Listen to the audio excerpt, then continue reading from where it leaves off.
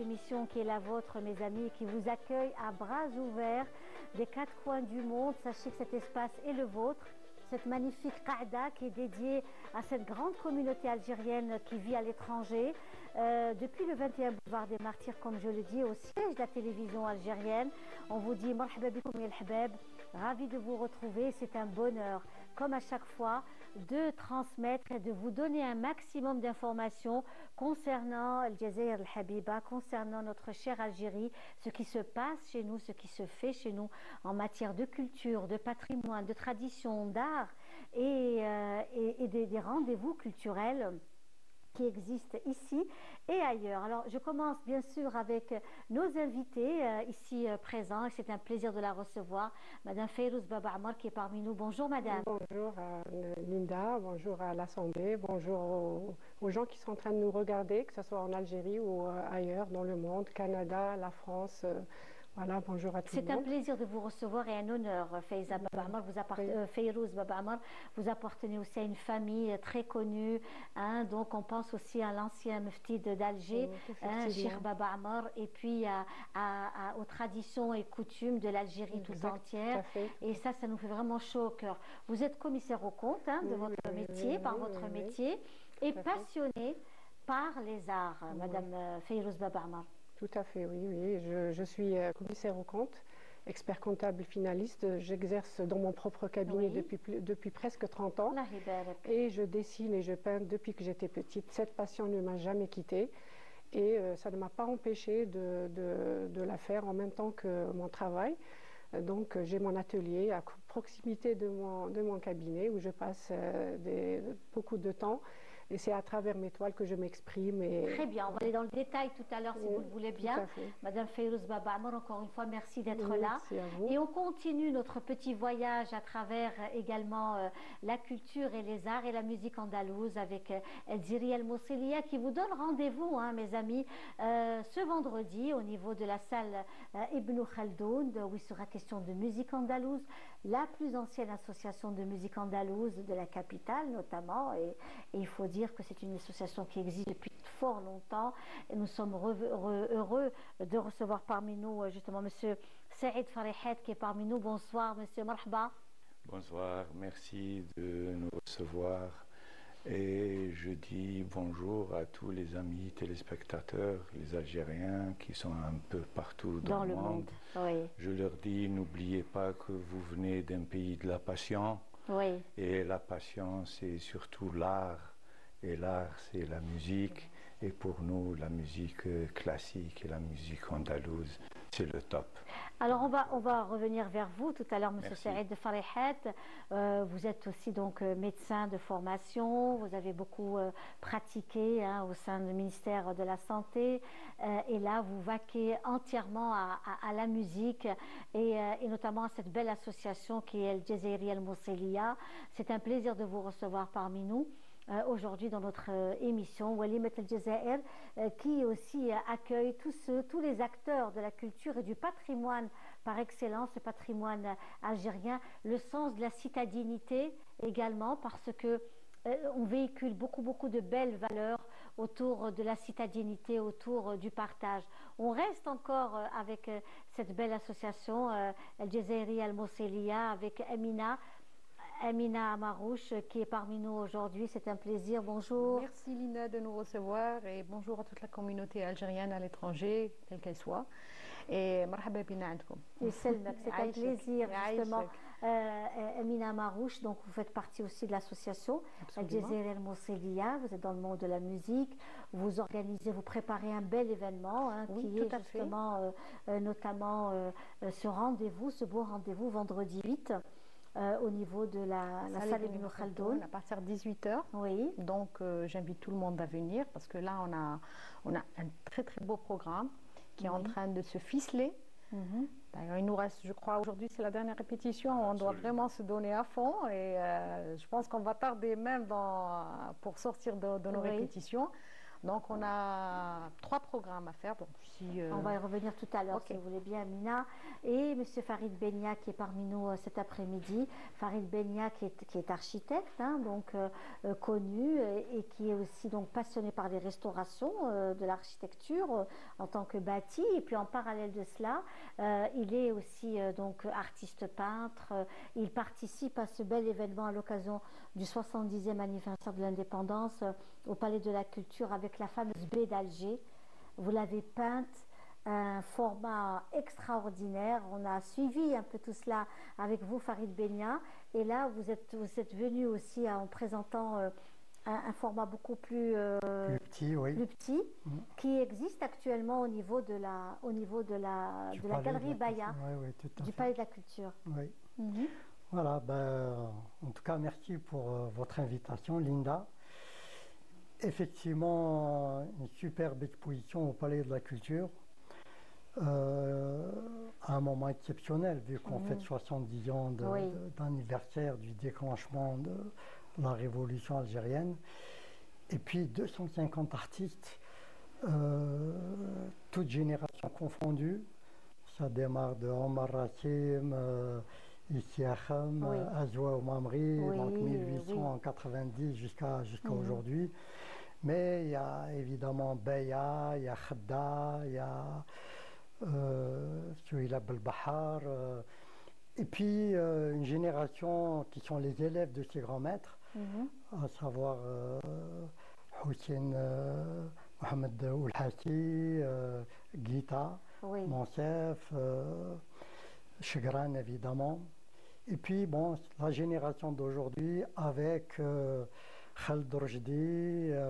On va y revenir justement dans le détail avec vous. Oui, dans voilà, en quelques tout cas, instants. beaucoup d'artistes qui étaient présents pour cette manifestation. Eh bien, écoutez, ils le sont toujours parce que c'est une exposition qui va durer. Hein, jusqu'au 20 novembre. Oui, qui va durer jusqu'au 20 novembre et je pense qu'elle va encore durer un peu plus parce que beaucoup de personnes souhaiteraient voir et apprécier toutes ces belles œuvres. En tous les cas, c'est une très belle initiative.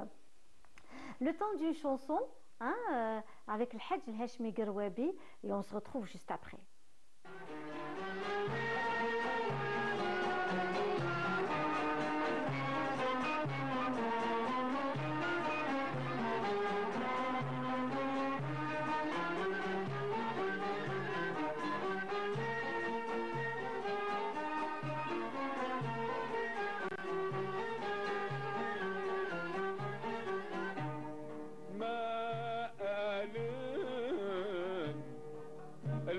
الأولى فرقة الأحباب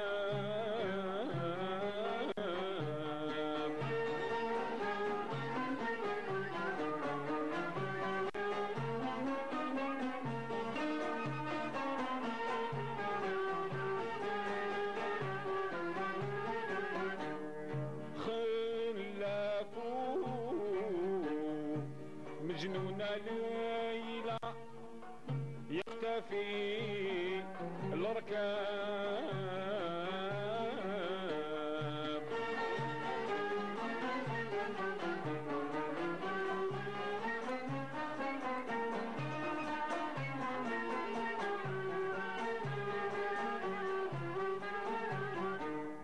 قول لي من في الحسن مهلا النقل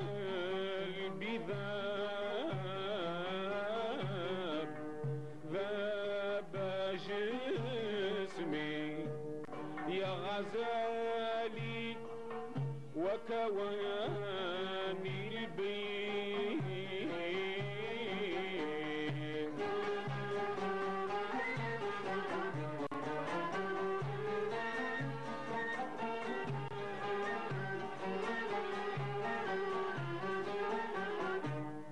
ذاب جسمي يا غزالي وكواني البين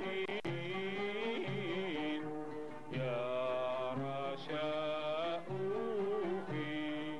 وفي عهودك يا قمر يا زين يا ليل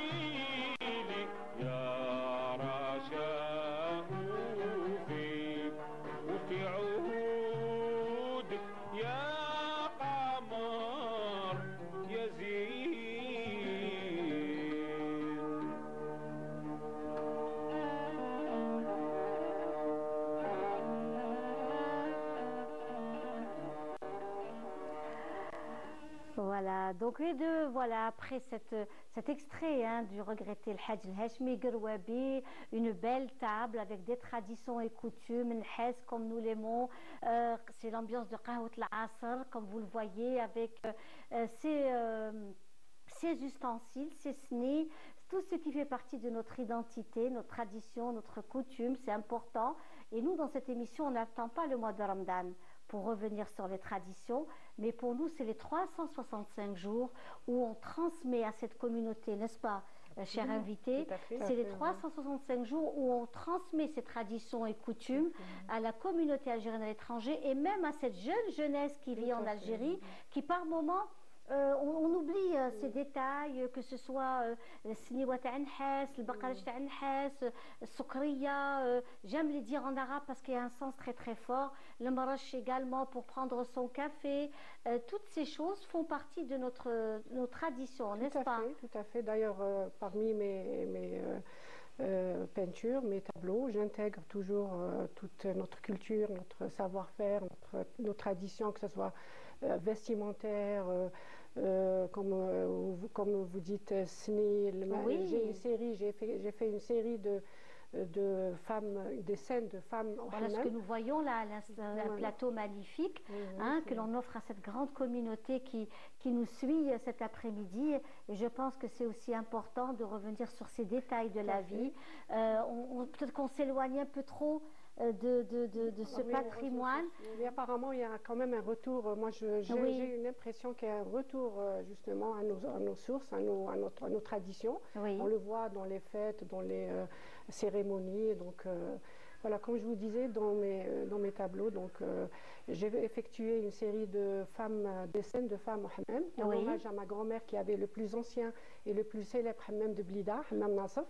Donc j'ai une série de hammam où, comme vous dites, il y a les passat, il y a le avec toute cette richesse, le foutat, les bijoux, et avant, la femme, il n'y avait que le hammam et l'Aras, c'est là où elle s'exprimait, la façon de s'habiller, le hatta. Et je suis très contente de voir quand même les jeunes qu'il y a un engouement, surtout à l'étranger aussi. Il y a un grand retour à l'étranger, ce désir de découvrir également les traditions et les coutumes et ce que nous sommes à travers, même aujourd'hui quand la communauté algérienne vient en Algérie, elle achète des petits plateaux, des petites choses qui font des tableaux aussi, des tableaux qui relatent un peu et la vie et aussi certains signes de la calligraphie. Oui. On a tellement de choses, c'est tellement riche, c'est à l'infini notre culture, que ce soit culinaire, les vêtements vestimentaires, que ce soit même la construction, même l'architecture. On a quand même de très belles choses. Et comme vous dites, les étrangers algériens, enfin qui vivent à l'étranger, quand ils viennent, ils aiment ramener ce parfum, chez eux. Quand moi j'ai ma famille à l'étranger, quand je vais là-bas, je me sens en Algérie, tellement ils ont tout est décoré à l'algérienne, tout est. Et oui, parce que c'est un besoin. Oui, c'est un besoin. Oui. Vous avez la mission de transmettre non seulement l'exceptionnel, mais aussi le quotidien des Algériens. Parce que finalement, la vie bouge, l'Algérie bouge, l'art bouge, la culture bouge. Et c'est de montrer justement ce mouvement d'une culture qui vit. Qui est en action, qui est vivante. Oui, c'est un côté vivant. Bon, c'est valable pour la planète, mais c'est valable pour l'Algérie.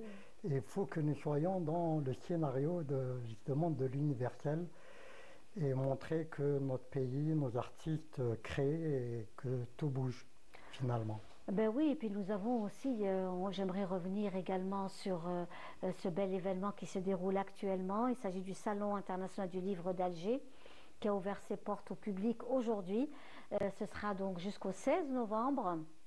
Profitez, mes amis, pour ceux qui sont en Algérie, d'aller à la rencontre des écrivains et de tous ces acteurs la littérature. Et puis nous avons aussi en parallèle du salon, au niveau de la grande esplanade, ils ont carrément cette année, le salon du livre a lancé aussi une sorte de village artisanal où vous trouvez vraiment toutes choses à base de vannerie, du tapis, des très jolies choses en parallèle. C'est-à-dire on achète nos livres et puis on va aussi découvrir et soutenir aussi nos artisans. Et ça, j'ai trouvé ça vraiment très très bien. Moi, je pense qu'effectivement, on s'aperçoit qu'en termes culturels, tout est lié, tout est connecté. Et ensuite, pour les organisateurs, c'est une affaire d'imagination. Oui. C'est comment relier tout ça, parce que le public est féru de découvrir ce qui se fait aujourd'hui. Donc, voilà, je pense qu'associer la littérature, le stylat avec l'artisanat et l'art d'une façon générale, le premier heureux, c'est le public. Oui. Et ça, c'est aussi important de revenir sur ce public qui est aussi assoiffé de rencontres, de découvertes. Par exemple, vous avez au niveau du Salon du Livre, chaque année, nous avons ce plaisir d'être présents en tant que personnalité des médias. Et on voit comment l'engouement des 58 wilayas sont là présents pour vivre le livre, pour vivre ces moments du livre. Et puis les parents présents, donc il y a aussi un immense espace dédié aux enfants. La lecture et l'enfance, donc ça aussi, je trouve qu'il y a beaucoup d'efforts qui ont été fournis autour de cela. Tout à fait, tout à fait. D'ailleurs, pour justement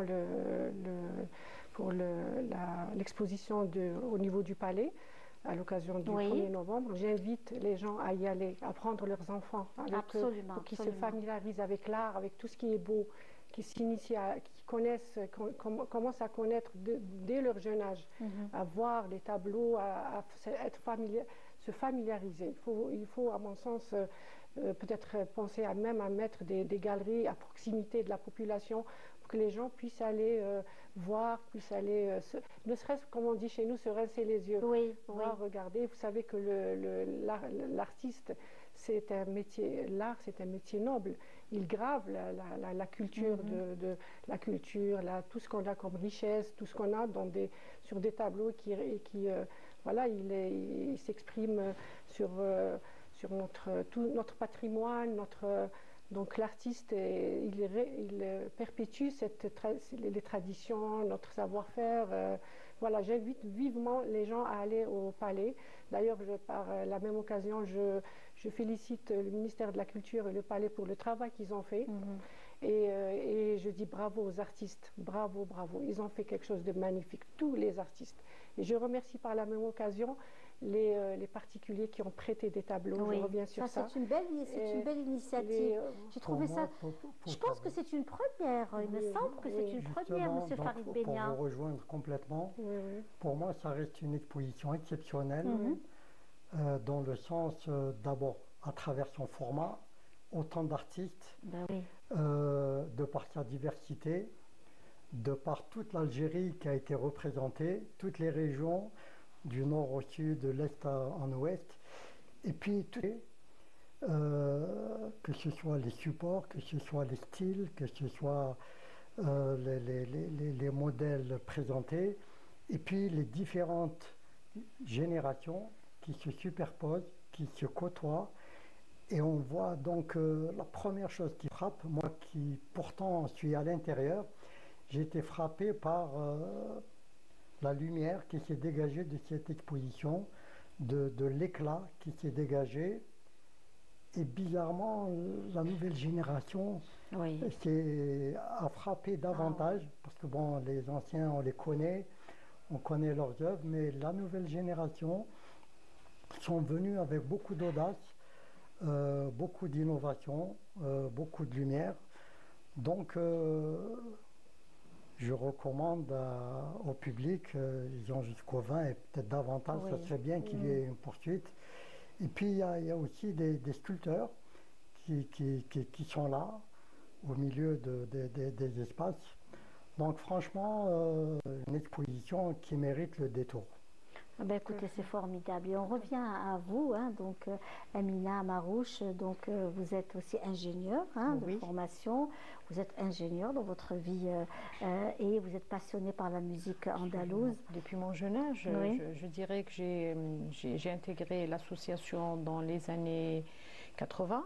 Ah, quand même. Donc j'étais un peu adolescente, bon ça ne rajeunit pas aussi. Vous savez, la musique rajeunit, les arts donnent de l'énergie. Moi, quand je vois, par exemple, vous savez, je vais vous citer un exemple. Vraiment, j'adore citer cet exemple parce que je le trouve vraiment vrai. Il s'agit de Madame Kheda, Najet Kheda, qui est une femme d'un certain âge et qui fait partie de la fondation, l'association La Grande Maison, Mohamed Dib, avec Madame Ben Mansour. Sabeha, ce sont des profs à l'université et elles activent d'une façon extraordinaire dans cette association La Grande Maison. Je me dis, alors nous n'avons pas le droit de lâcher ou de dire que voilà, on est fatigué, ou de râler, mais c'est vrai, hein, c'est incroyable. Oui, c'est tout à fait. Madame Kheda est un modèle de longévité, parce que franchement, elle est d'une énergie, d'une dynamique qui non seulement a apporté un plus certain à son mari. Elle a toute mon admiration parce que dans les moments les plus difficiles, vous savez, pendant la période Covid, pendant les moments difficiles, eh ben, elles ont tenu à monter, à organiser, ne serait-ce qu'un cercle très très restreint, en respectant les distanciations, bien entendu, et tout ce qui va avec, toutes les réglementations, pour organiser ce prix. Et elles ont tenu à le faire sans budget, sans aide, et elles l'ont fait. Moi, c'est des femmes qui, pour moi, sont un modèle de persévérance. Et quand on la reçoit, par exemple, dans nos émissions, et qu'il y a des jeunes qui font partie de l'émission, elle va à leur rencontre. Parce que souvent, dans mes émissions, je reçois des gens qui ont des rendez-vous. Elle va à leur rencontre. Ah, vous avez un rendez-vous tel jour, à telle heure, eh bien, je viendrai. Eh bien, vous savez, elle y va. Et ça, c'est incroyable, vraiment. Il faut dire que Najet Kheda a une dimension internationale, vu qu'elle a été primée par l'UNESCO pour tout son travail. Nous sommes de retour dans notre émission Walimat El Jazair, en direct de Canal Algérie, dans votre émission, la vôtre, en direct, tous les jeudis. Comme vous le savez, les jeudis après-midi, c'est ce rendez-vous à ne pas rater, avec le patrimoine, avec vos traditions, avec le beau. Voilà ce que symbolise cette Algérie, c'est ce beau avec ce magnifique décor et puis cette qahwat al-asr, comme je le disais, à ne pas rater dans cette émission. Et puis on parle de choses également liées à la culture, à l'identité algérienne, au patrimoine, tout en sirotant un bon thé avec des gâteaux traditionnels. Nous ne sommes surtout pas dans la création des gâteaux, mais pour nous, les gâteaux traditionnels sont très importants, font partie de notre patrimoine. Certains gâteaux vont être classés comme patrimoine également. Voilà cette magnifique sniwa, ce magnifique plateau, cette sniwa de l'ancienne, on mettait les gâteaux dans le mariage traditionnel. Ces plateaux, on ne les trouve plus pratiquement aujourd'hui, ils sont pratiquement disparus.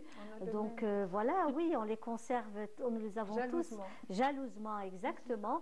Et je voulais revenir sur tous ces anciens plateaux. Et je remercie vraiment M. Abdellaoui, qui est aussi est passionné par la dinanderie et qui à chaque fois fait partie de l'émission Walimat El Jazair. Je revenais aussi sur cet espace avec Qahwat El Jazwa, ce qu'on appelle Qahwat El Jazwa. Donc c'est ce petit plateau que nous avons là juste à côté où on peut trouver donc les gâteaux traditionnels et puis ce bon café traditionnel, exactement, donc Qahwat El Jazwa de l'époque qui se faisait b'telqam avec son odeur et puis le hamsul qahwa. Voilà, donc là c'est quelque chose de très particulier avec le beau plateau ben hess, le bon café et puis il y a le ma'arek et tous ces gâteaux maqrout al-asl. Cela fait, c'est vraiment notre enfance, n'est-ce pas, Amina? Oui, tout à fait, parce que là, je ne sais pas où est-ce que je l'ai lu. Il paraît que nos gâteaux traditionnels sont les plus beaux et les plus bons, déjà dans le monde arabe, parce que eux déjà ils font pas très. Et par rapport même à l'international, et quand ils viennent, ils goûtent nos gâteaux, ils sont... écoutez, il y a tellement de raffinement, il y a tellement de... On introduit beaucoup de choses dans le glaçage. Il faut dire que nos femmes sont artistes aussi. Elles sont artistes, elles tout à fait. Façonnent, bien sûr. La façon de couper, la façon de façonner, qui mêle... Et de décorer, c'est magnifique. Voilà, qu'est-ce que nous avons sur ce plateau, par exemple. Je vais revenir sur ce magnifique plateau où nous avons justement tous ces gâteaux traditionnels à l'ancienne, que ce soit dziriyet, ce sont des gâteaux qui nous sont aussi très très très chers et que l'on offre à toute cette grande communauté qui vit ailleurs et qui souvent, surtout au Canada, hein, on est aussi très très friand. Il faut dire aussi que la communauté algérienne au Canada est très bien organisée.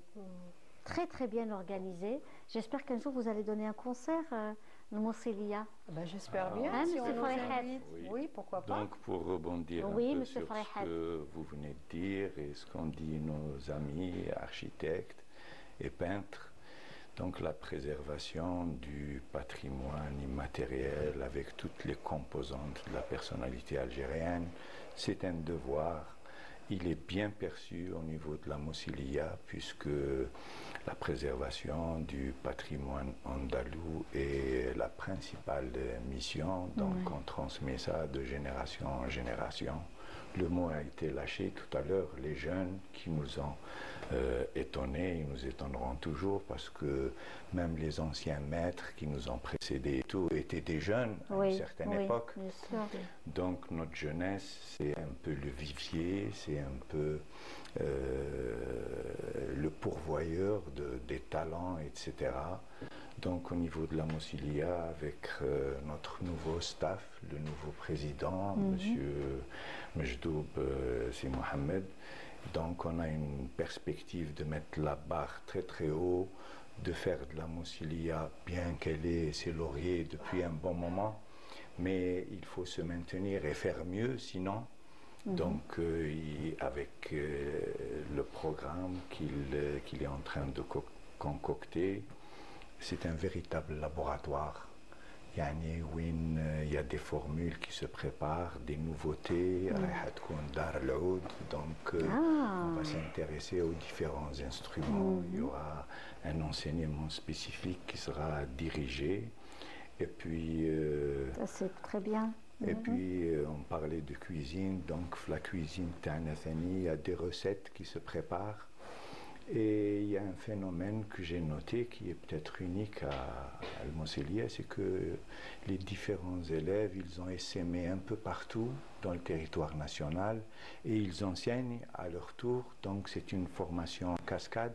Il y en a même qui sont à l'étranger, qui sont à Paris, qui sont avec M. Farid Ben Sarsa. Que l'on salue, hein, qui est un ami. Et certainement, il doit nous suivre cet après-midi. M. Ben Sarsa, que nous avons reçu dans notre émission. Le Mousselia de Paris. Oui. Absolument. Et puis, nous avons le maestro Mahmoud Hajali, qui est le chef d'orchestre et le professeur à la classe supérieure. Donc la classe supérieure d'Al-Mousselia, c'est vrai, c'est le vaisseau amiral, mais on n'oublie pas les classes de jeunes qui vont être la pépinière. Et quand je vois des icônes de la musique qui sont sorties, des virtuoses de la mandoline, qui m'a Mansour Brahimi, ou là qui m'a l'Khdar Ntatar, ou là qui ont fait sortir. Il y a eu aussi Fazilet Dif. Absolument. Oui, Fazilet Dif, que je salue cet après-midi. Fazilet Dif, qui est une femme extraordinaire. Il y a aussi Nasser Rahal, qui est un virtuose du violon. Du violon, oui. Donc la liste exhaustive, il faudrait des heures et des heures pour... on ne veut pas commettre d'impair. Oui, bien sûr. Mais les élèves, ça a toujours été une stratégie Al-Mousselia. Et là, il y a des classes qui se forment. Et il faut savoir que c'est les élèves de la classe supérieure qui enseignent les classes de débutants, d'initiation, les classes moyennes, les demi-supérieures. Donc la transmission, elle se fait dans la rigueur et dans l'authentique. C'est une façon d'assurer la pérennité de la transmission de cette musique. Ou comme l'a dit ma collègue Amina, donc demain il y a un grand rendez-vous. Bon, pour nos amis qui sont à l'étranger, qui ne pourront pas assister, elle sera sur la page Facebook de l'association et tout. Vous savez, maintenant, on peut vivre les événements, même quand on est loin, qu'il y ait des activités, par exemple, liées à l'Algérie ailleurs, on les vit même si on n'est pas dans le lieu précis. Et c'est ça qui est magnifique, hein. Le génie aujourd'hui, c'est cette proximité via les réseaux sociaux qui est extraordinaire. On vivre à l'instant présent ce qui se passe de l'autre côté de la planète. Oui. Et je pense qu'avec la période Covid, nous l'avons bien apprécié. Voilà, et depuis le Covid, tout s'est mis en place. Voilà, exactement. C'est fou, hein. Donc avant, on n'était pas. La technique avance aussi, hein. C'est-à-dire que plus on va, plus on est connecté, plus on vit des événements qui se passent de l'autre côté de la planète au moment présent. Donc c'est vrai que ça fait partie d'une technologie d'aujourd'hui. Et demain, ça sera davantage.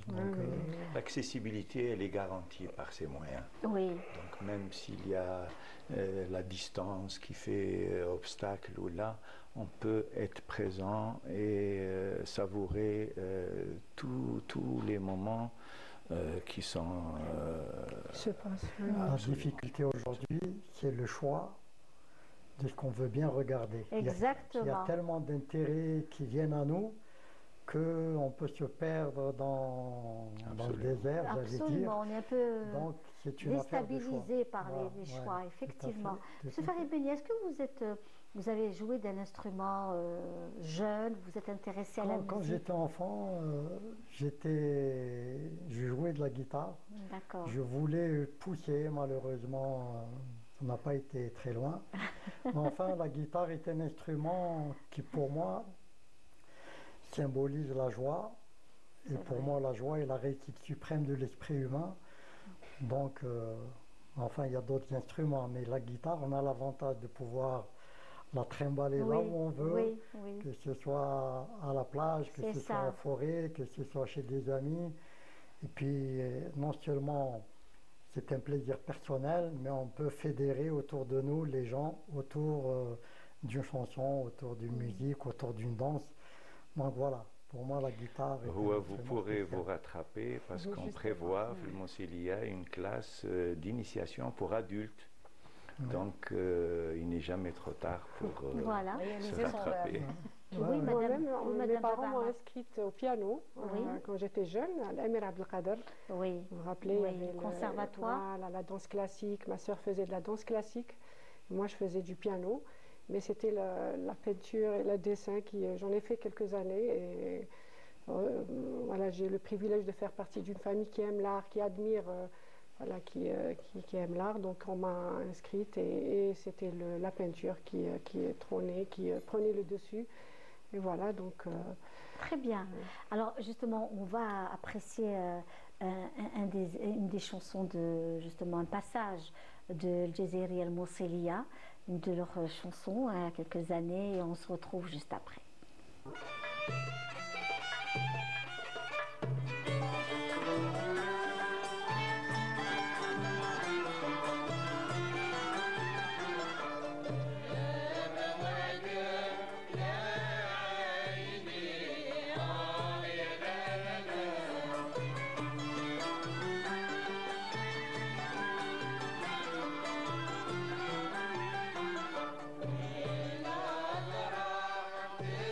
شبني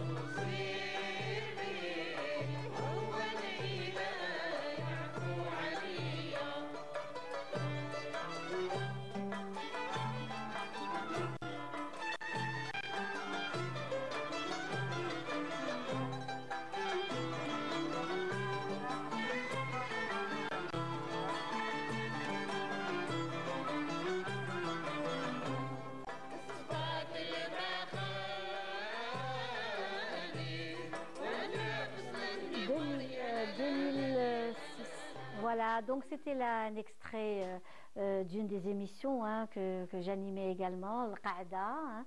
Donc c'était à l'époque, on avait reçu le Mourselia et c'était un moment très fort. Hein. Beaucoup d'entre eux ne sont plus, hein, paix à leur âme. Donc grâce. J'ai les larmes aux yeux. De toute façon, quand j'ai vu ces images-là, plein d'émotions. J'imagine. Ouais. Ouais, j'imagine. Il y a plein qui sont déjà partis. Qui sont plus de ce monde. Eh bien, écoutez, c'est la vie. Oui, voilà, c'est la vie. On continue. Il y a une fin. Mousselia continue. Voilà, et Mousselia continue. Elle va faire bientôt ses 90 ans. Oui, presque, bientôt. Donc 90 ans d'existence et que vous tenez le cap, c'est formidable. C'est formidable. Oui, c'est formidable et ça donne beaucoup. On a beaucoup de force et beaucoup d'énergie positive par rapport à ça et surtout beaucoup de volonté. Parce que pour venir à chaque fois les cours, il faut vraiment aimer. Oui, hein, parce que les gens maintenant, avant, ils habitaient tous pratiquement à proximité. Maintenant, chacun il habite, on est loin. Et tout le monde vient en voiture, il n'y a pas de stationnement, et on tourne, et le cours commence à 18h, et finit à 20h, c'est pas toujours évident. Et 18h, c'est le rush partout, hein, donc dans la capitale, c'est vraiment le grand rush. Oui, ouais, monsieur Farid Benia. J'imagine un enfant qui nous regarde aujourd'hui, quand il nous verra dans 20 ans, il aura beaucoup d'émotions, oui. en disant que c'est là je les ai vus, et que bon, oui. C'est pour dire que le temps passe très vite. Et que heureusement qu'il y a la mémoire et les souvenirs qui nous nourrissent pour garder le lien entre le passé et le futur. Monsieur Farid Benia, on revient vers vous. Nous allons voir dans quelques instants ce que vous nous avez proposé comme photo par rapport à l'exposition qui dure actuellement au niveau du palais de la culture. Vous êtes architecte, vous avez beaucoup peint la femme. Pendant très très très longtemps l'algérienne. Vous avez peint l'algérienne avec ses costumes, ses bijoux, sa région. Vous voyez, parce que la femme est porteuse aussi, elle est là, elle défend sa région, c'est-à-dire qu'elle met en avant, qu'elle soit dans la Grande Kabylie, de la Basse Kabylie, de Sétif, d'Alger, de Oran, Annaba, le Sud, elle est gardienne d'un patrimoine. Et à travers vos œuvres, Monsieur Farid Benia, qu'on reconnaît très vite, parce que vous avez une touche assez particulière, vous sublimez un peu cette Algérienne. Disons que pour moi, mon idée, c'est pas de la sublimer, c'est de lui redonner ce qui lui revient. C'est-à-dire, pour moi, j'ai commencé par effectivement représenter l'Algérienne dans sa diversité culturelle à travers les différentes régions. Mais plus j'allais, plus ce qui m'intéressait, c'est son état d'âme. Oui. C'est-à-dire son quotidien, que ce soit ses colères, que ce soit sa joie, que ce soit ses peines. Moi, parce que j'ai travaillé depuis les années 80, hein, donc ça fait presque une quarantaine d'années. Oui. Et mon travail, d'ailleurs, qui s'est traduit par un livre d'art qui a réuni toutes mes œuvres. Effectivement, quand j'ai réalisé mon livre d'art sur la femme algérienne, j'avais le sentiment d'être arrivé à une impasse. Que pouvais-je faire de plus beau, de plus grand, d'une plus grande élévation que la femme algérienne? Et c'est à ce moment-là où j'ai pensé à la baie d'Alger, qui pour moi symbolise toutes les Algériennes, dans leur mystère, dans leur diversité, dans leur esthétique. Et c'est la raison pour laquelle j'ai quand même consacré presque une dizaine d'années sur la baie. Et j'avoue que par rapport au public et par rapport aux jeunes, donc on est en train de renvoyer la balle par rapport à la jeunesse, à qui il mérite qu'on lui rende hommage. Mon plus beau cadeau, ça a été de recevoir tous ces étudiants de l'école d'architecture, de l'école des beaux-arts, du design, mais aussi parmi le grand public, où la baie d'Alger a parlé, parce que en fait l'Algérien s'identifie à cette baie qui non seulement fait partie d'une des plus belles baies au monde, mais pour moi, la plus belle baie au monde. Encore faut-il la découvrir, la défricher et lui redonner l'aura qu'elle a toujours eue et qu'on a malheureusement perdu avec le temps. Donc pour moi, ça serait bien que, et je sais qu'aujourd'hui cette exposition a suscité un intérêt auprès justement des jeunes créateurs et qu'elle commence à éveiller en eux un intérêt pour que l'aventure continue. Alors je voulais dire justement, est-ce qu'on pourrait avoir justement les photos que M. Benia nous propose sur la baie d'Alger. Mais avant cela, M. Farid Benia, avant de retrouver vos photos qui sont aussi liées au Palais de la Culture et à cette belle exposition, il y a cette femme, cette Algérienne, il y a la baie d'Alger qui vous a sublimé, il y a Alger, il y a la Casbah d'Alger, parce que vous avez été aussi un fervent défenseur aussi de la Casbah d'Alger. J'ai travaillé en tant qu'architecte, j'ai fait partie de l'équipe de l'UNESCO. Début des années 80, je suis sorti fraîchement de l'EPO et j'ai eu la chance d'avoir rejoint une équipe de l'UNESCO qui s'occupait de la restauration de la Casbah d'Alger. Donc un vrai cadeau pour le jeune architecte que j'étais avec des confrères de la même promotion. Donc, et puis évidemment, j'ai pratiqué mon métier d'architecte pendant une vingtaine d'années. 10 années au niveau du secteur public, 10 années à titre privé. Et en l'an 2000, j'ai ouvert ma galerie d'art où je me suis complètement investi sur les arts plastiques. Et comme vous le disiez tout à l'heure, entre l'art et l'architecture, en fait, ça ne fait qu'un. Et la baie d'Alger m'a permis de rebondir sur l'architecture que j'avais mis de côté pendant plus de 20 ans. Donc aujourd'hui, l'une de mes préoccupations, c'est effectivement de réconcilier dans notre environnement l'architecture pour la percevoir non plus comme un cube de maçonnerie, mais comme une œuvre d'art à part entière. Absolument, tout à Donc la baie d'Alger a plusieurs missions. Oui. Mais là, ce qui est certain, c'est que ce qu'on peut remarquer, M. Benia, pendant des années, nous avons donné le dos à Alger. On voyait peu la mer, mais la Méditerranée au centre d'Alger. Là, quand même, il y a des efforts qui ont été fournis par la wilaya d'Alger, que ce soit par rapport à ce qu'on appelle l'espace Sablette, et puis après vous avez du côté de la Marine. Exactement, le Palais des Raïs, le Bastion 23. Absolument. Hein, il a été restauré, magnifiquement il a abrité à plusieurs reprises des manifestations comme ça. Ken Dar Mahidin a dit que la base Casbah, donc elle a été rénovée dans le style arabo-mauresque. Et puis chaque week-end, il y a des artistes de musique andalouse qui s'y produisent. Darbash Tarzé, absolument, oui. Donc ça montre qu'il n'y a pas de clivage entre l'architecture, la musique, bien donc sûr, tout ça, avec le cachet typiquement algérien, donc arabo-mauresque, musique andalouse, musique chabi, avec... Nous, M. Farhat, on voulait revenir justement par rapport à cette mer. Nous avons cette accessibilité aujourd'hui à la Méditerranée, à la mer, que ce soit, il y a les grands travaux de la pêcherie et des voûtes, qui sont en plein... Là, ça va être quelque chose de magnifique également. Ça va aller jusqu'à Kitani, qui sont en train d'aménager. Oui. Exactement.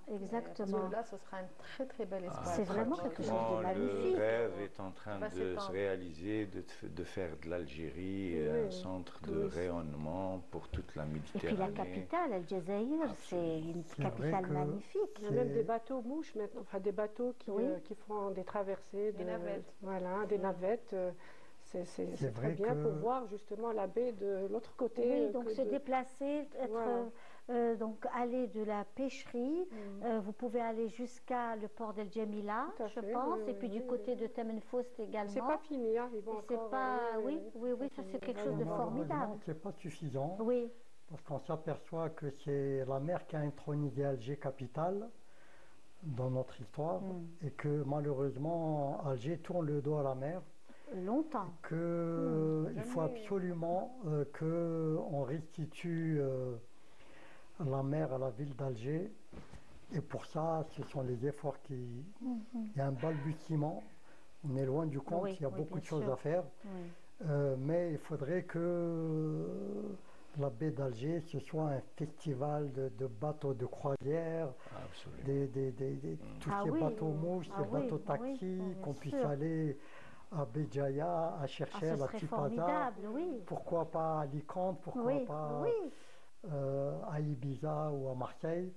Donc finalement, il faut absolument que nous retrouvions notre identité de Méditerranéen, parce qu'Alger reste la porte entre l'Afrique et la Méditerranée, et nous avons donc une responsabilité, et Dieu merci, nous commençons à prendre conscience de cette notion-là et à nous restaurer pour aller dans cette direction. Non, c'est formidable. Et puis je trouve qu'aujourd'hui, l'Algérien, aussi par rapport au Covid, qui a apporté donc du positif, on va dire ça comme ça, par rapport à cette découverte de l'Algérie. L'Algérien voyage beaucoup aujourd'hui à travers son Algérie. La Casbah est encore beaucoup plus connue qu'avant.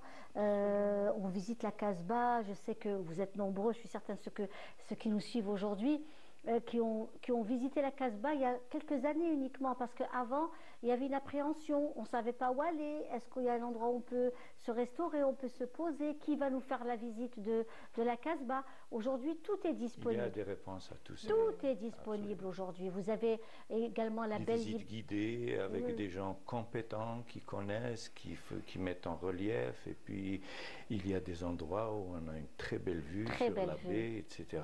On peut se restaurer. Les familles ont ouvert leurs portes.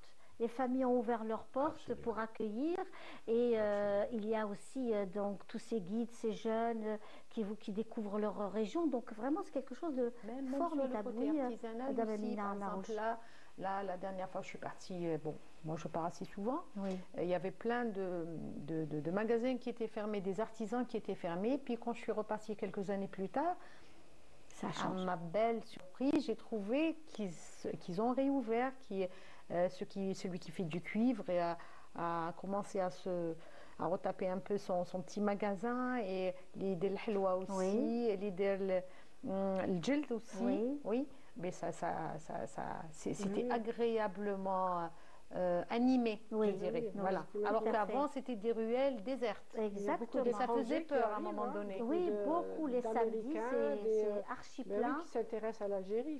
C'est nouveau pour eux, c'est vierge. Il y a tout à... Vraiment, on a un tourisme vrai, comment on dirait. C'est pas, on a un sourire vrai, naturel. Ils trouvent cette chaleur humaine chez nous, et donc maintenant, l'Algérie s'organise justement à recevoir tout ce beau monde. Et l'accessibilité à la musique, comme le disait si bien M. Farihat, cette accessibilité gratuite qu'organise l'établissement Art et Culture. Vous savez, à Darbash Tarzi, par exemple, vous allez, vous avez votre thé, votre café, et tout est gratuit dans une ambiance presque comme la nôtre, parce que c'est Niwat al-Has, donc c'est comme un petit club comme ça, traditionnel, exactement. Et vous avez des orchestres de grande qualité qui sont sur scène. Vraiment, vous avez déjà été, M. Farid Beni, à ces rencontres au niveau de Darbash Tarzi? Oui, effectivement. Non, ce qu'il y a de sûr, c'est que pour retomber sur notre première discussion, la culture est le nerf de la guerre. Absolument. Dès qu'on plaide pour la culture, on s'aperçoit que les artisans sont présents, les guides sont présents, il y a une compétence, comme vous le dites. En fait, ça foisonne. Et c'est vrai qu'aujourd'hui, moi qui vais aussi régulièrement à la Casbah, je m'aperçois de plus en plus qu'il y a des jeunes qui viennent, il y en a qui peignent sur les rues, il y a tous ceux qui vendent du poisson. Oui. Il y a tellement de gens qui font la chaîne. Il y en a un petit malin qui loue des sièges où on s'assoit pour faire la chaîne. Donc c'est pour dire voilà, tout l'intérêt d'aujourd'hui.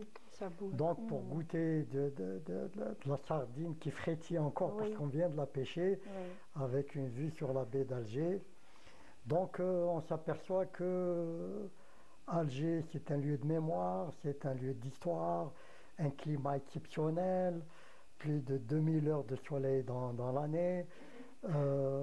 Avec une architecture exceptionnelle qui a été la perle de la Méditerranée pendant très longtemps. Donc, elle est pétrie de pépites d'or quand on voit les grottes Cervantes d'Arab Deltif, le bois des Arcades, le musée du Bardo, le musée des Beaux-Arts. En fait, Dara Aziza aussi. Oui, Dara Aziza, sans compter tout ce qu'il y a à l'intérieur de la Casbah même. Donc finalement, c'est éveiller la curiosité. Je ne sais pas si vous avez été, éveiller cette curiosité.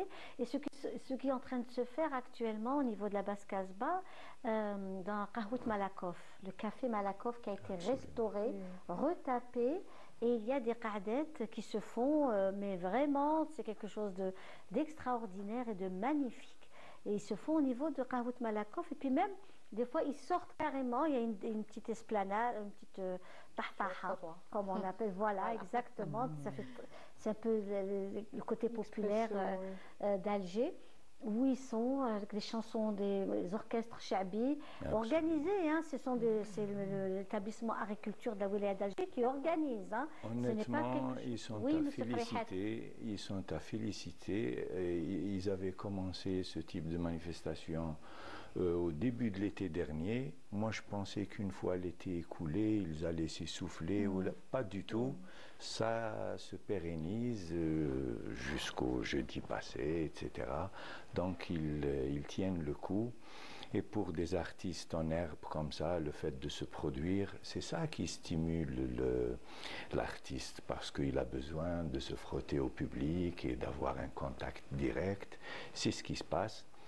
Et puis, il faut savoir que pour un petit orchestre composé de 4 ou 5 personnes, il faut voir toute la masse de travail qu'il y a derrière. Bon, il y a le fabricant d'instruments, il y a le poète qui a mis en place les poésies, il y a les gens qui ont mis en musique, et puis la transmission dans la préservation la plus juste, la plus authentique. Parfois, je me dis, quand j'écoute Mahmoud Hadj Ali ou les maestros actuels, je me dis, ils sont en train de nous chanter la chose telle qu'elle se déroulait dans les cours des palais d'Andalousie, etc. Ce qui est quand même fantastique. Eh bien, on va écouter justement, on enchaîne avec de la musique, Warda Jazairiya ou Yel Habeb. On reste dans cette belle ambiance et on se retrouve.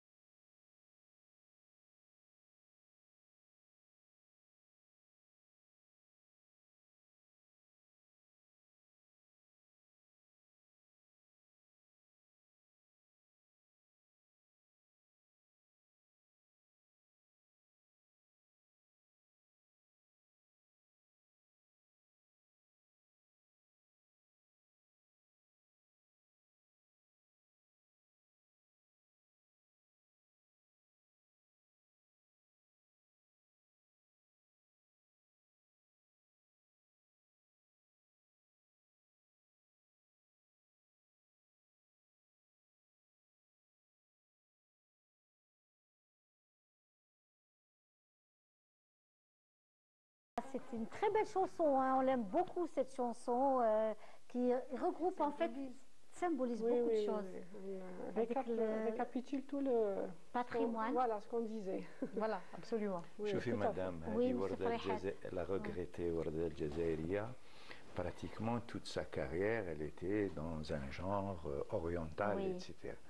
Il a suffi qu'elle vienne ici, qu'elle fasse un enregistrement Belbonjo. C'est comme si elle a chanté l'andalou, le chabi toute sa vie. Oui. Donc c'est profondément ancré en chacun d'entre nous et il faut l'inculquer, le transmettre aux générations futures. C'est un composant de l'identité algérienne dans sa multiplicité, sa diversité, sa beauté, toute sa splendeur. Monsieur Faraihat, au niveau de El Jaziri El Mousselia, vous avez plusieurs niveaux. Absolument. Hein, Absolument. C'est érigé à la façon d'une école. Donc chacun trouve son niveau et puis il évolue au fil des années, à chaque fois qu'il maîtrise un peu plus. Donc il y a une classe d'initiation, c'est les tout débutants. Et puis je me souviens quand j'étais en classe de débutants, je n'oublierai jamais mettez votre doigt ici, avec toute la patience, jusqu'à ce qu'on puisse se mouvoir à l'aise, في النوبات, في الطبوع, في التوشيات, في البشرافات, etc. Et tout. Et puis on salue la famille Serri, Sidi Ahmed Serri, Allah yarhamou, vraiment. Non, c'est une marque indélébile, son dévouement, toute une vie au service de la musique, et puis les centaines d'élèves qu'il a formés, toutes les générations ont été profondément marquées, tant par l'artiste que par le personnage lui-même. Et puis, Inch'Allah, il y aura toujours une relève pour poursuivre l'œuvre Hadia, parce que c'est une œuvre. Ils étaient 4 ou 5 dans l'adversité, il y avait le colonialisme, etc. Quelques-uns, Mahmoud واسمه سي محمد خزناجي ربي يحفظه سي زروق مقداد هذوما كامل سي دي icônes de la musique qui ont beaucoup contribué pour la préservation. Aussi Ahmed Serri, il a laissé des enregistrements, il a laissé des recueils, il a procédé à des corrections.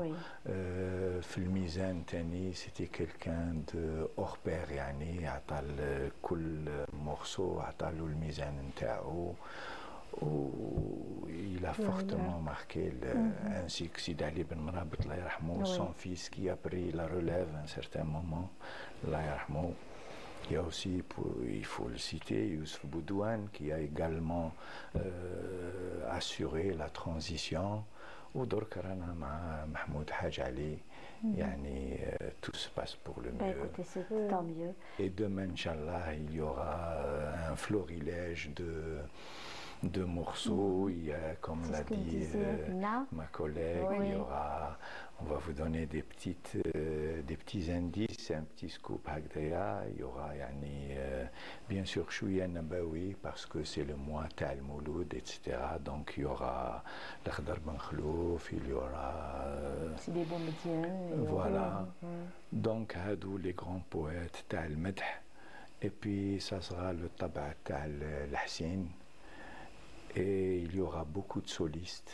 Donc il y aura Dr Ben Fares, il y aura Halim à la flûte, il y aura c'est le côté instrumental. Mansour Brahimi, c'est des icônes de la musique andalouse. Donc il faut venir pour déguster un petit peu. Ça donne de l'eau à la bouche. Donc, oui. Musique andalouse, bien sûr, une pensée à notre ami Nordine Saoudi, qui était un grand ami, qui a déclamé, qui a joué, qui a chanté dans mon espace galerie. Donc, grande perte évidemment.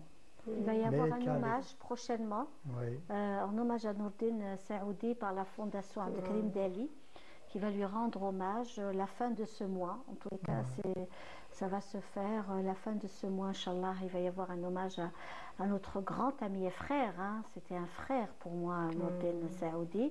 Et je n'arrive pas à réaliser jusqu'à aujourd'hui son départ. Ça a été très, très, très dur pour nous tous. Non, je pense que son côté exceptionnel, c'est qu'au-delà de l'andalou, de la musique, c'était un homme de culture et c'était un homme tout court. C'est-à-dire que c'est quelqu'un sur qui on pouvait compter, c'est quelqu'un qui était très proche de l'humain, qui était toujours à l'écoute des jeunes. Donc voilà. Et on pouvait se confier aussi. Pardon? On pouvait se confier à cet homme avec vraiment une liberté incroyable. Il mettait les gens à l'aise, il savait écouter sans juger. Et bien, Nordin Saoudi, quelques jours avant son départ, il est venu nous rendre visite. Il a assisté à nos répétitions. Mais après, c'est bien après qu'on a compris que Jay Wouda, comme on dit, il est venu, il a assisté à nos répétitions, il nous a félicités. Oui, c'était passionné par l'art et la musique spécialement. On voyait qu'il était quand même très cultivé et il savait... Nathalie, on vient de perdre il y a près d'une année comme ça un professeur Tani qui a formé, je dirais, des centaines, sinon des milliers d'élèves, le Mousselia, c'est Missoum Qadi. Donc il avait en charge les classes de débutants, les classes moyennes. Tani, c'était un artiste d'une très grande valeur et puis avec une dimension humaine indéniable. Je voudrais par la même occasion saluer nos aînés, justement peintres, qui sont malades. Il y a M. Chegran, M. Zerarti, qui sont très malades. Et notre aussi, bon, ça sort un peu, mais c'est quand même un artiste, c'est pas un peintre, mais c'est un artiste humoriste, Souelah de Blida, qui est très malade. نتمنى له الشفاء العاجل طول العمر ان شاء الله. Il va revenir pour nous faire encore rire, des soirées de Ramadan. C'est un homme de talent et de générosité. Ah oui, générosité. Il suffit de voir tous les hommages qui sont rendus depuis son départ pour réaliser l'impact qu'il a eu autour de lui. Absolument. Alors on va revenir vers vous justement et voir aussi vos tableaux dans quelques instants, les tableaux de Madame Baba Amar Fayrouz, où on revient toujours sur la femme. Mais il y a une touche très très très moderne dans votre travail. Moi, c'est la femme algérienne, c'est ma muse. D'ailleurs, c'est la guerrière, c'est la battante, c'est la... Voilà, c'est ce que nous voyons justement là. Je fais partie d'une famille où il y a de nombreuses tantes. Nous-mêmes, nous sommes 5 filles, donc j'ai baigné dans un milieu où il y avait beaucoup de femmes, il y avait beaucoup d'Ares, il y avait beaucoup nous à Blida, sans rien, il y avait des fêtes et des occasions. On créait des occasions juste pour justement, comme je vous disais, la femme, elle avait que l'Ares ou l'Hammam, donc voilà, donc il y a beaucoup de la femme dans toutes les régions algériennes avec tout ce qu'elle défend, comme on a dit tout à l'heure, c'est les bijoux, la tenue vestimentaire et bien sûr avec une touche moderne. Vous êtes beaucoup dans... ce sont des visages où ces femmes-là se ressemblent quelque part dans le regard. Tout à fait, exactement. Finalement, elles sont toutes authentiques. Voilà, je peins la femme dans toute sa splendeur, la femme dans son quotidien, la femme... voilà, ici, c'est un peu la femme berbère, voilà, avec toute sa splendeur. Oui. C'est la femme algérienne, africaine, berbère, méditerranéenne. Donc, tous mes tableaux, je reprends tout ça et ça... La femme algérienne dans toute sa beauté, sa splendeur. Toute sa splendeur et sa vie quotidienne. Ce qui me séduit dans votre travail, c'est d'abord la touche personnelle que vous donnez. Je vous remercie beaucoup. Et puis le côté moderne. Donc vous n'êtes pas dans la répétition du traditionnel, etc. Donc, et puis bon, il y il y a de la couleur, il y a de la lumière. Oui, j'adore la couleur, j'adore les couleurs de l'Algérie, en fin de compte. C'est l'Algérie qui est lumineuse, qui est claire, qui est belle, qui a le soleil, le ciel bleu. Donc c'est vrai que oui, je reproduis ça dans mes tableaux. J'aime la femme, la joie de vivre de la femme algérienne aussi, avec tous les problèmes des fois qu'elle a, mais on la trouve très joyeuse. Elle ne montre pas qu'elle est pas bien. Voilà, donc, et je rejoins un petit peu ce que vous avez dit tout à l'heure, l'art et l'architecture. Dans mes tableaux de scènes de bain de hammam, il fallait faire l'architecture. Il faut faire le roi, c'est des calculs, c'est des... voilà, vous avez dit tout à l'heure, je suis tout à fait d'accord avec vous. Et il y a l'art et là, c'est le henna, c'est une henna? C'est l'Aïd, c'est la veille de l'Aïd. Voilà, donc ça j'ai repris ici des tapis authentiques, des tapis algériens, que j'ai repris sur leur tenue. Voilà, c'est les femmes de l'Est, du Sud. Oui, voilà, toujours. Donc ça c'est aussi de très très belles œuvres, Madame Fayrouz. C'est un travail moderne, voilà, c'est ce qu'on disait, vraiment un travail moderne qui fait qu'aujourd'hui, quand on parle de modernité, c'est aussi un cri universel. Voilà, parce que ça ressemble un peu à ces peintures d'Amérique latine, un peu. Donc on est une seule terre et un seul peuple, finalement. Tout à fait. Maintenant, il n'y a plus de frontières, il n'y a plus de. Voilà, on mange peut-être. C'est pour ça qu'il y a. J'espère qu'il y a un retour à ce qu'on avait, parce que là, avec l'ouverture et ça, c'est très joli aussi. J'aime beaucoup ce côté un peu la femme, voilà, avec le ciel bleu algérien et un petit peu le zlidj et le qardoun. Voilà, il y a juste quelques accessoires. Là, on peut justement voir donc à travers cette toile. Cette ambiance intime, toute simple, discutée. Voilà, et j'ai vécu, voilà, j'ai grandi avec ça, avec les robes kabyles, avec les robes algéroises comme ça, d'intérieur. Et qaïda, comme on dit, il faut qu'elle voilà, mes toiles reprennent tout ça. J'ai le cuivre un peu partout dans mes des mhabs. Et je suis fière de ce que je... Ça force le respect, honnêtement. Oui, merci. Les femmes, ça, c'est les femmes aussi. Alors là, elles se défoulent, là, vos femmes. Elles s'éclatent, comme on dit. Elles se font du bien. Les drbouka parlent, le haut, certaines danses. La présence des fleurs. Les fleurs sont très importantes chez nous. Et la couleur violet, elle représente la femme. Oui. La couleur, voilà. Donc c'est très féminin, effectivement. Oui, donc pour découvrir aussi les œuvres de M. Farid Benia et Madame Baba Amar Fayrouz, c'est aussi une seule adresse, c'est le Palais de la Culture Moufdi Zakaria, où on va aussi découvrir une autre œuvre, celle-ci aussi. C'est comme votre voilà, collier. Tout à fait.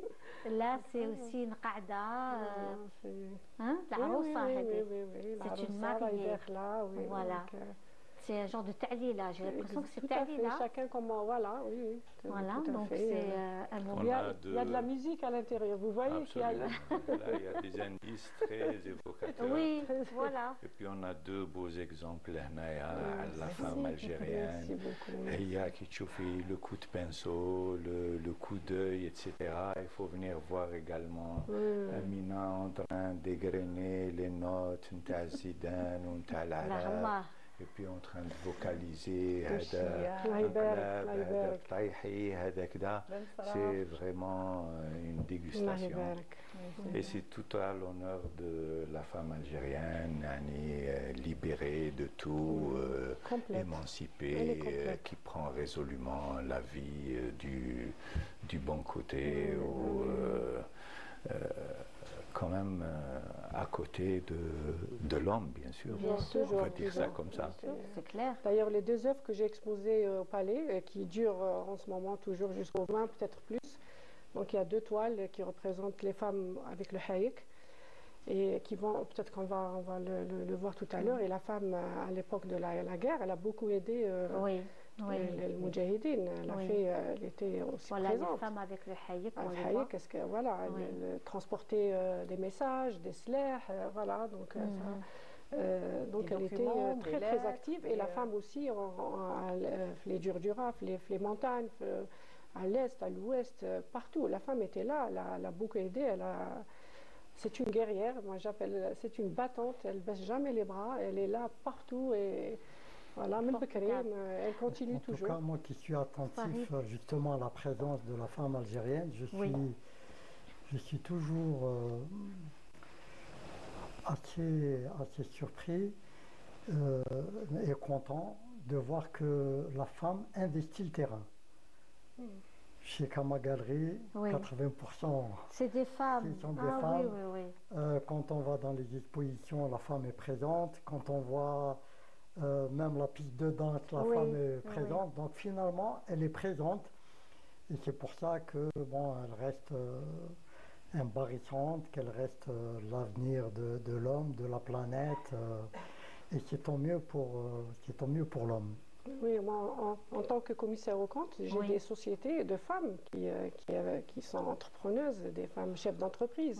Donc j'ai affaire, et je vois quand même des femmes qui construisent des bateaux à Oran, à Oran. Et je vois la femme, comment elle est active dans le monde économique. Et c'est très bien. Elles sont de plus en plus actives, même en matière de start-up, dans le monde de l'entrepreneuriat. Là où elle va, elle essaie d'avoir sa place, de gagner sa place. J'aime bien dire gagner parce que... Elle n'a pas marqué la révolution algérienne pour rien. Donc, depuis déjà... La révolution, elle était très présente, et aujourd'hui, plus que jamais. Donc. Elle est féminine en même temps, c'est-à-dire on la trouve féminine, donc le psataha et tout, et en même temps, elle est active dans la vie de tous les jours. D'ailleurs, l'événement dont je vous ai parlé à Paris pour la Miss Mère Algérie, c'est Miss Maman. Ils ont exigé des tenues traditionnelles. Toutes les femmes, les candidates, à s'habiller d'une façon traditionnelle. Et le menu de la soirée, c'est le 30 novembre. Le menu, c'est toute la chorba, le bourek, pour vous dire à quel point à l'étranger, ils sont encore peut-être plus... c'est normal, ils s'accrochent plus, presque plus que nous de nos traditions. Voilà, ils sont loin, c'est un besoin pour eux de... Voilà, donc ce sera une soirée traditionnelle. Ce sera quand? Alors donnez-nous un peu la date. Le 30 novembre, voilà. Miss Mère, Miss Maman, on va dire ça comme ça, Miss voilà. Maman Algérie. Ça va être où exactement? À Paris. D'accord. Je pourrais vous donner tout à l'heure l'adresse exacte. Vraiment, j'étais étonnée, c'est la deuxième année, la deuxième fois. Et c'est détenu de toutes les régions. Ils ont exigé que ce soit toutes les... C'est pas qu'Alger, parce que l'Algérie, c'est pas Alger, c'est pas l'Algérie. C'est vaste, le sud, l'est, l'ouest. Donc, ce sera quelque chose de... J'ai ma sœur qui se présente candidate. J'ai un avant-goût, vraiment. J'encourage nos amis, nos frères et sœurs qui sont en France, qui peuvent y aller pour passer un agréable moment, et puis parmi communauté algérienne. Et surtout à toutes les mamans de s'inscrire. Oui. Il ne faut pas dire qu'il n'y a que les jeunes filles qui... Non, ce n'est pas des jeunes filles, c'est des mamans et des grands-mères. Non, c'est des mamans. C'est des mamans, c'est des mamans. Et les grands-mamans, c'est des mamans, justement, c'est Miss Maman. Voilà. C'est formidable. Eh bien, écoutez, on reste avec vous aussi, Emina Amarouche, pour revenir sur votre travail. Donc, comment vous arrivez à joindre les deux activités? Écoutez, là, pour joindre un peu les activités, c'est un peu dur, parce que quand on sort avec les heures administratives, bon, moi j'ai travaillé un peu à mon compte, puis j'ai travaillé un peu aux heures administratives. C'était un peu dur, surtout quand on travaille loin, avec la circulation avec. D'ailleurs, chaque fois j'arrive en retard. Mais c'est tous les jours ou c'est... Non, c'est 2 fois par semaine. 2 fois par semaine. On le fait 2 fois par semaine. Et quand il y a une activité, une festivité qui se prépare, donc là, c'est tous les jours. Et c'est pas tout le temps évident d'être tous les jours prise de 18h à 20h. Mais on y arrive quand même, parce qu'on a cette volonté. on a cet amour de la musique et surtout de la préservation du patrimoine et de donner le meilleur de nous pour que ce soit, lorsqu'on est sur scène, qu'on donne la meilleure version et la meilleure de nous-mêmes et le meilleur travail qui soit. D'ailleurs, c'est pour ça que le Mousselia, je pense qu'elle a toujours eu un niveau de présentation et de prestation inégalé jusque-là. Oui, ça c'est clair. Modestie. C'est une belle association qui a aussi une belle réputation. C'est la doyenne, c'est la plus ancienne. C'est la plus ancienne et c'est la première association qui a intégré les femmes lors de leur spectacle. Et c'est la première association qui a fait participer les filles lors du Mawlid Nabawi Sidi Abdelrahman. Donc, enfin, nos aînés partaient toutes et tous, quoi. Et de là, on entendait les voix féminines de Sidi Abdelrahman chanter, chanter, et c'était quelque chose d'exceptionnel et de magnifique. Ah bah oui, c'est pour ça, en revenant à Madame, donc c'est toujours le Mousselia qui a œuvré et qui a pris les devants pour intégrer la femme dans leur spectacle et pour l'apprentissage aussi des instruments, parce que c'est la première association qui a permis à ces femmes-là, à nos aînés, à nous-mêmes, d'apprendre cette musique, de prendre l'instrument. Et comme a dit, d'ailleurs moi aussi je me souviens quand j'étais en première année, il faut mettre là, il faut mettre là, et puis on retournait l'instrument pour voir, non, il faut garder l'instrument. C'était un peu difficile, mais après l'apprentissage, c'est avec la patience de Hamid Khalfallah qui était en première année. Il avait une patience. Ça fait rappeler le travail de Madame Fazilet Dif sur l'histoire des musiciennes. Elle a fait toute une conférence de très haut niveau d'ailleurs à la Villa Abdeltaif il y a quelques années, où elle est revenue sur l'histoire de toutes ces femmes du siècle passé qui se sont initiées à la musique et qui ont pris des instruments de musique qui étaient une appartenance masculine à 100%. Donc elle a fait un travail fabuleux sur ce qu'on appelle le Meddahat à Oran, le Fqayret à l'Est, le Baht el-Khalet pour la Kabylie, le Msama pour Alger. Donc elle a vraiment fait un travail très très intéressant sur ces femmes qui n'étaient pas initiées à ce monde de la musique, etc., mais qui étaient passionnées pour jouer d'un instrument de musique et chanter. Et ça a été quelque chose de très, très... Surtout jouer aussi de l'instrument, parce que c'était pas dédié aux femmes. Hein. Donc elle avait organisé conférence. Oui, monsieur Farihad. D'ailleurs, dans le staff actuel qui dirige le Mousselia, il y a une bonne proportion de femmes. Donc, ça a toujours été. Là, aujourd'hui, toutes les associations de musique andalouse ont des femmes. Et l'objectif qu'ils se sont assignés, c'est de faire de la Mousselia un pôle d'excellence, tant au niveau national qu'international. Et puis, elles y vont, le travail se fait. Je pense à... C'est la violoniste qui nous assure la documentation, elle est là, elle nous ramène Lamia. C'est Lamia Touati. Et puis il y a celle qui enseigne les classes de début d'Hafida. Donc, vous voyez, elles sont vraiment impliquées et puis elles s'acquittent très très honorablement des tâches qu'elles accomplissent. Je crois même Sabiha avant, Sabiha Ben Marabat, elle était aussi dans la classe de l'initiation. Prenez les tout petits, la sœur de Nasser Ben Marabat, elle était, alors son frère, il était là à diriger la classe supérieure. Et elle était là à initier et à faire aimer aux enfants l'instrument et la musique. Donc elle était avec cette patience qu'elle avait à apprendre un par un. C'est en solo, elle prenait un par un, répète, et puis elle passait chez l'autre. Mais c'est magnifique. C'est passion, hein, c'est clair que c'est juste pas possible. Monsieur Farid Benia, c'était un plaisir aussi de vous avoir reçu. Donc pour ceux qui souhaiteraient aller aussi à la découverte du travail de Monsieur Farid Benia, d'abord vous avez aussi votre espace sur les réseaux sociaux. On peut aller découvrir. Bientôt mon atelier d'art. Donc j'ai fermé ma galerie d'art oui. le 1er juin dernier, après un quart de siècle d'existence. Mais je pense que début décembre, ce sera mon atelier, qui était mon atelier d'architecte et qui va devenir mon atelier d'art accessible au grand public. Ça va être où?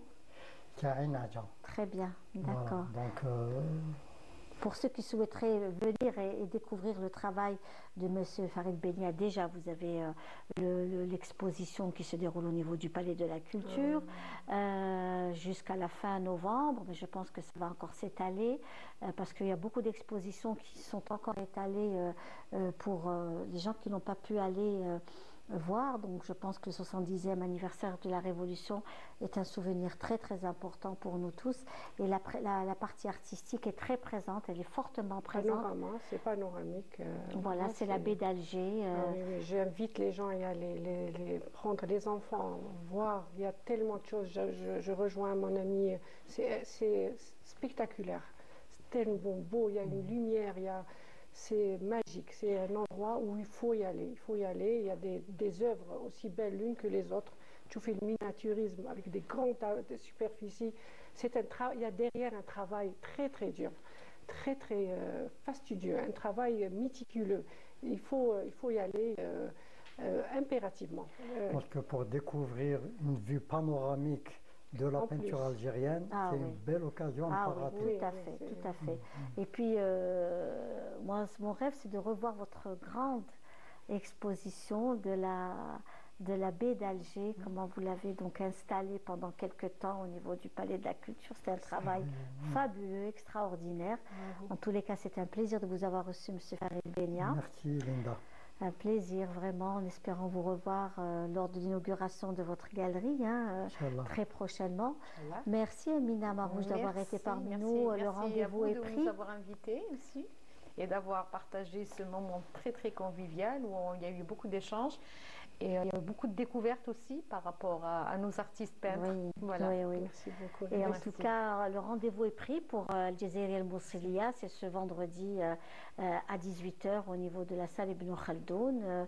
Allez-y à la découverte aussi pour ceux qui souhaiteraient renouer aussi avec cette belle association. C'est que du bonheur. Et Madame Baba Amar Fayrouz, merci beaucoup. C'est moi qui vous remercie. Toujours au Palais de la Culture, vous également. Toujours au Palais de la Culture. Il faut y aller, comme j'ai dit, et il faudrait aussi le faire peut-être à travers le pays, d'autres galeries, d'autres expositions. Et on voit un petit peu partout, il y a des galeries qui se créent, c'est très bien. Beaucoup de galeries maintenant sur Alger. Voilà, une exposition qui va se tenir la semaine prochaine. Je ne vais pas citer le nom, une galerie qui va réunir 6 artistes. C'est la première fois. 6 artistes femmes. Ah oui. Voilà. D'accord. Il s'agit de Guess, de la brocante, voilà. Guessoum, oui, que l'on reçoit aussi, on le reçoit souvent. Voilà, donc c'est la fait première des merveilles. fois. Vous avez été déjà chez Guessoum, brocante. Oui, bien sûr. Voilà, Jeff. Voilà, on l'appelle Jeff, qui réunit 6 femmes en même temps. C'est la première en Algérie. Et on lui souhaite bonne chance. De belles choses. Oui, c'est un professionnel, un amoureux de l'art. Et voilà. Monsieur Freihat, merci beaucoup. C'est moi. Nous n'avons pas besoin d'aller très très loin pour trouver un modèle de réussite. Haï عندنا Linda, haï عندنا l'émission Hadi. On vous souhaite plein de succès et une poursuite. C'est une œuvre grandiose, honnêtement. Ma mère, les jours où ça passe en direct, elle y est. Les autres jours, on lui réchauffe le YouTube, on la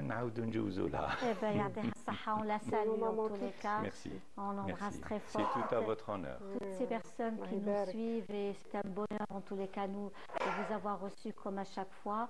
Et puis dans cette ambiance, c'est aussi tout ce qui fait partie de nos traditions, je le disais, la décoration de cet espace, les gâteaux traditionnels, la vaisselle, et puis c'est surtout pour cette grande communauté qui se trouve à l'étranger et qui adore ces traditions et ces coutumes. En tous les cas, merci beaucoup.